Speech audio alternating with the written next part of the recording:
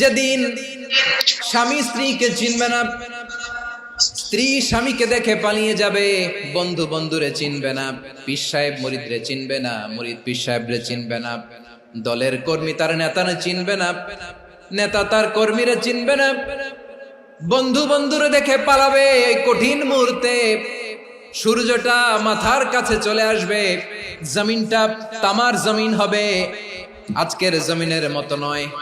মানুষ ঘর্মাক্ত, ক্লান্ত, শ্রান্ত মাথার মগজগুলো কানের ছিদ্র আর নাকের ছিদ্র দিয়ে বেয়ে বেয়ে পড়বে।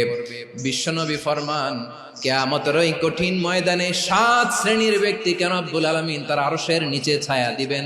তার মধ্যে প্রথম শ্রেণীর ব্যক্তি হলো ইমামুন আদিল, যে ইনসাফের সাথে বিচার করে, যে জাস্টিস সমাজে সার্ভ করে, যে সুশাসন নিশ্চিত করে, ওই ইমামুন আদিল। আদিল শব্দটা বুঝছেন না? ইন্নাল্লাহা ইয়া'মুরু বিল আদল, পাইছেন?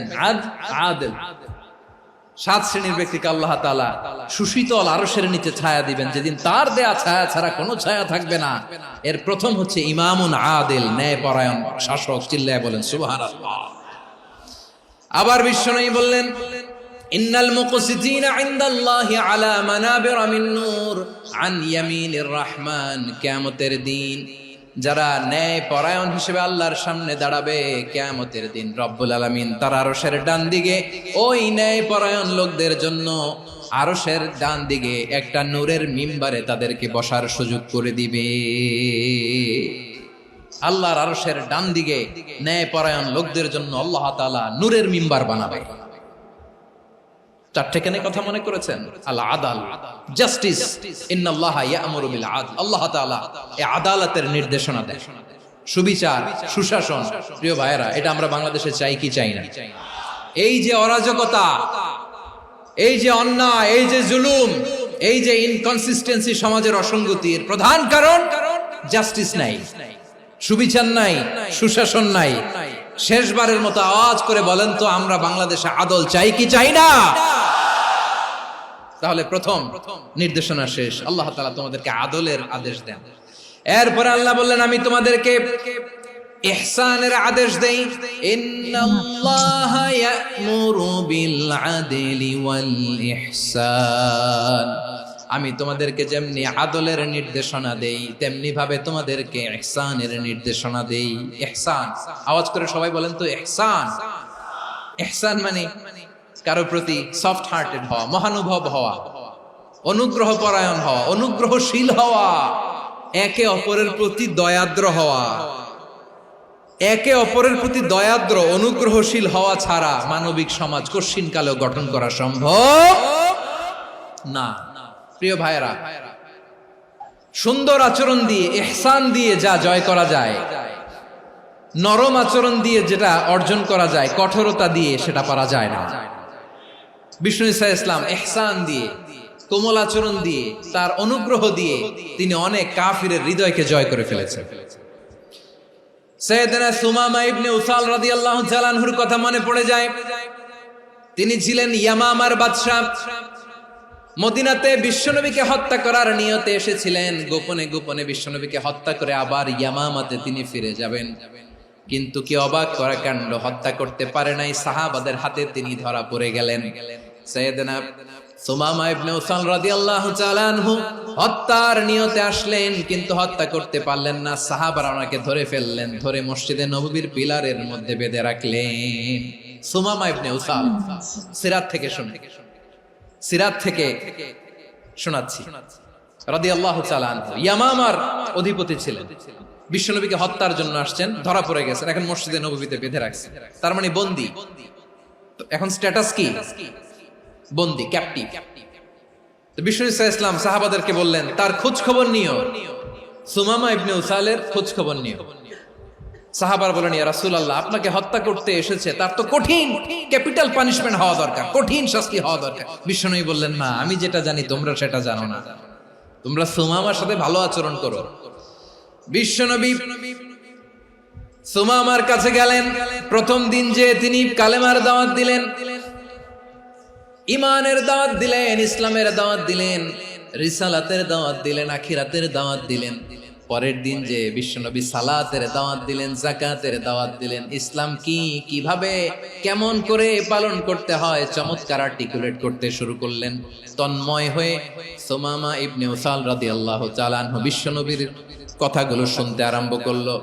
একদিন নয়, 2 দিন নয়, টানা 3 দিন বিশ্বনবী সুমামার কাছে ইসলামকে প্রেজেন্ট করেছেন, উপস্থাপন করেছেন। আওয়াজ করে বলেন, কয় দিন? 3 দিন। 3 দিন মসজিদে নববীতে বাধা। আর সাহাবীদেরকে বললেন, তার খোঁজ খবর নিও, তোমরা যে রুটি বানাও এর মধ্যে সবচেয়ে ভালো আটার রুটিটা তারে দিও, সবচেয়ে রিফাইন্ড খেজুর, যেটা পিওর খেজুর, এটা তারে দিও। আর বিশ্বনবী নিজের ওট থেকে দুধ দহন করে ওনার বাড়ির এক কর্মচারীকে বলেছেন, দুধ দহন করে সুমামার জন্য নিয়ে যেও। সুবহানাল্লাহ পড়বেন না? সবাই তো অবাক, ইয়ামামা থেকে আসছে নবীকে হত্যা করতে, বিশ্বনবী দেখে তারে জামাই আদর করে। একদিন নয়, 2 দিন নয়, টানা 3 দিন বিশ্বনবী এভাবে সুমামার কাছে যেয়ে ইসলামকে প্রেজেন্ট করতে আরম্ভ করলেন, ইসলামকে উপস্থাপন করতে শুরু করলেন।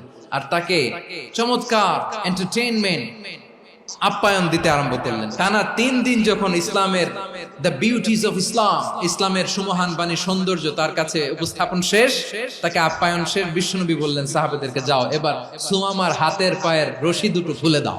সাহাবারা তর্ক জুড়ে দিলেন, লা ইয়া রাসূলুল্লাহ, এমনটা করবেন না, তো ভয়ঙ্কর ভয়ঙ্কর খুনি, কি জানি কি হয়ে যায়। বিশ্বনবী বললেন, না, তার হাতে পায়ের রশিগুলো খুলে দাও।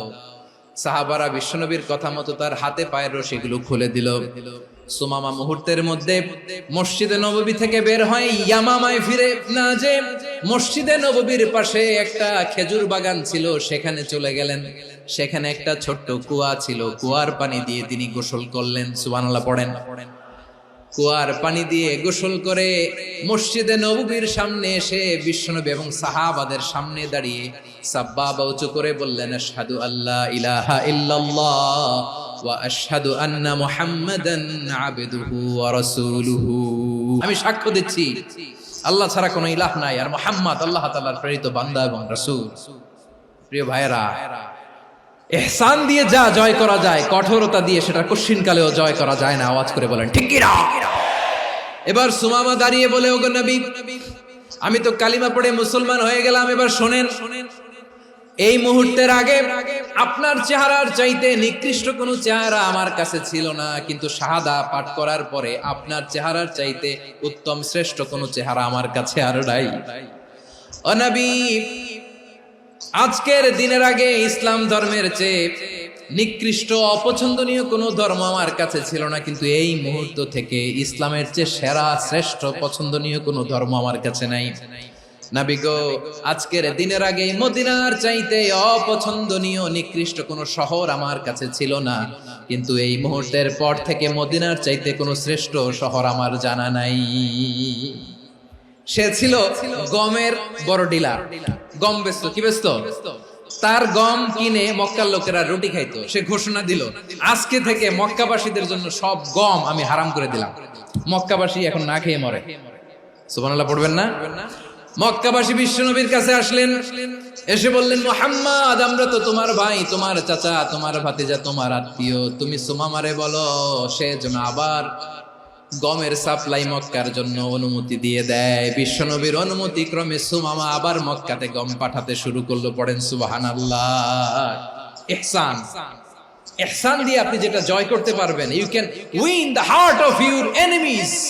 ইহসান দিয়ে আপনি আপনার শত্রুর হৃদয়কে জয় করতে পারবেন। এজন্য আল্লাহ বললেন, ওয়া আনফিকু ফি সাবিলিল্লাহি ওয়া লা তুলকু বিআইদিকুম ইলাত তাহলুকা ওয়া আহসিনু ইন্নাল্লাহা ইউহিব্বুল মুহসিনিন।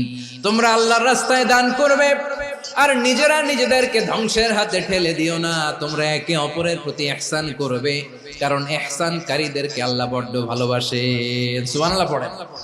আবার সূরা রহমানে আল্লাহ বললেন, হাল জাযাউল ইহসানি ইল্লাল ইহসান ফাবিআইয়ি আলা, সবাই পড়েন, ফাবিআইয়ি আলাই রাব্বিকুমা তুকাযযিবান।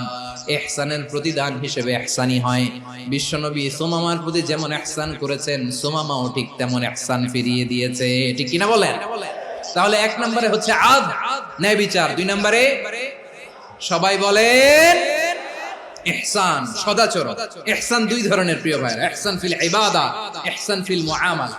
ইহসান ফিল ইবাদা হচ্ছে একাগ্র অনুভবে ইবাদতে ডুব দেওয়া, এর নাম ইবাদতের ইহসান। সুবহানাল্লাহ পড়ুন। বিশ্বনবী বলেন ইহসান মানে কি জানো নাকি? হাদিসে জিবরিলে সাইয়েদনা জিবরিল আলাইহিস সালাম বিশ্বনবীকে বললেন আখবিরনি আনিল ইহসান। নবী আমাদেরকে বলেন ইহসান মানে কি? বিশ্বনবী বললেন আনতা আবুদাল্লাহ কাআন্নাকা তারাহু ফাইন লাম তাকুন তারাহু ফাইন্নাহু ইয়ারাক। ইহসান মানে হলো এমন ভাবে তুমি আল্লাহর সামনে নিজেকে উজাড় করে ইবাদত করবে, তুমি ভাববে তুমি আল্লাহকে দেখতে পাচ্ছ। আর এটা যদি ভাবা তোমার জন্য কঠিন হয়ে যায়, অন্তত এতটুকু তুমি ভাববা যে আল্লাহ তোমাকে দেখতে পাচ্ছেন। ঠিক কিনা বলেন? ও আমার বীর চট্টলার ভাইয়েরা, কেউ যেটা দেখে না সেটা দেখে কে? এই বিশ্বাস হৃদয়ের